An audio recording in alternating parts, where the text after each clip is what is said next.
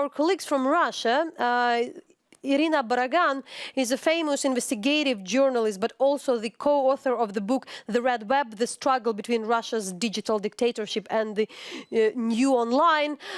So with her, we would like to know really how those bans were effective in Russia. They have a particular institution which really, Roskomnadzor, which is working on that.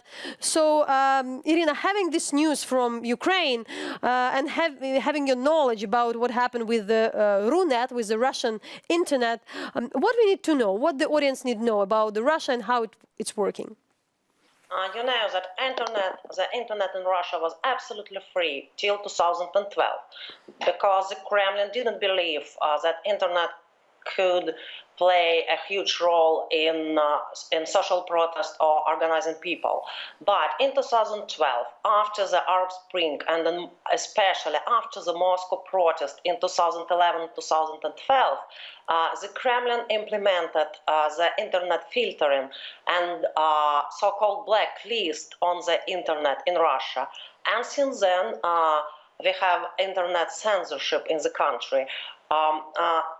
The mechanism of this internet censorship is very simple. A special censorship agency called Roskomnadzor implemented a special blacklists of banned websites that include a lot of more than a million websites, started with, I don't know, information about suicide and child pornography, and ended with information about extremism, that according to the Russian law means all information independent from the Kremlin. So today there are a lot of there are some independent and online media are blocked on the territory of Russian Federation. The implementation the implementation of these blockings is very simple. This agency, the censorship agency Roskomnadzor, sends this blacklist to the internet service providers, and they implemented blockings technically.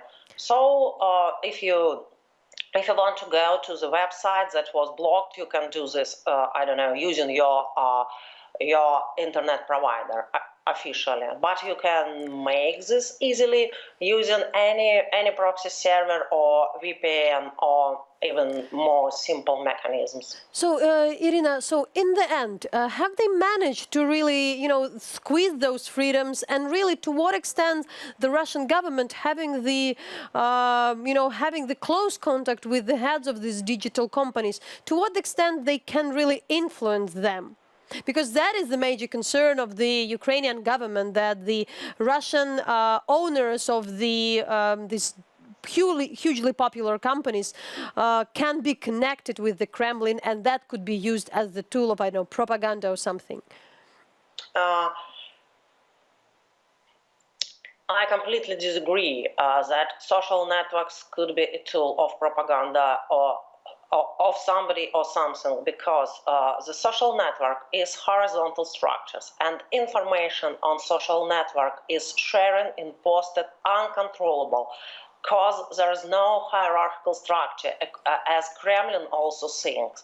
And the Kremlin tried to suppress social networks from the top many times, and they tried to do this with the most popular social network, Vkontakte.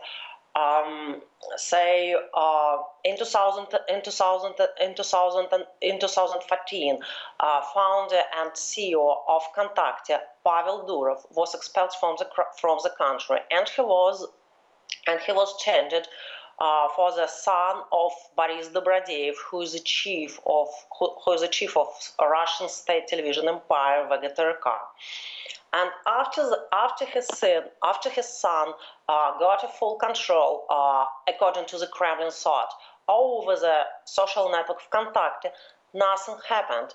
I mean that in let me give some simple example. In 2014, when when the war in Ukraine started, and the Russian authorities strongly denied the military presence of Russian army on the ground, the social network Vkontakte became the first proof that Kremlin lied, because a lot of Russian soldiers started posting a lot of information about their units, their photographs, and even